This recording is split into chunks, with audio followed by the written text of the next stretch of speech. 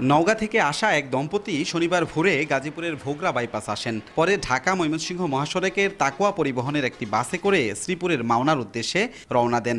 পথে গাজীপুর চৌরাস্তায় তাকোয়া পরিবহনের আরও ৩ জন স্টাফ বাসটিতে ওঠেন। এরপর মহাসড়কের হুতাপাড়া পর্যন্ত অন্য যাত্রীরা নেমে যান বাস থেকে।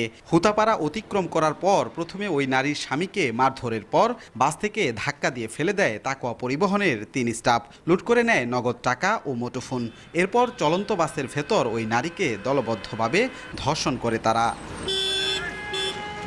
বাসটি ঘুরে এক পর্যায়ে রাজেন্দ্রপুর চৌরাস্তায় অভিযুক্তরা ওই নারীকে রাস্তার পাশে ফেলে পালিয়ে যায়। ঘটনার পর শ্রীপুর থানায় নির্যাতিতার স্বামী বাদী হয়ে মামলা দায়ের করেন। পরে শনিবার দিনভর পুলিশ অভিযান চালিয়ে তাকোয়া পরিবহন জব্দসহ ৫ জনকে গ্রেপ্তার করে।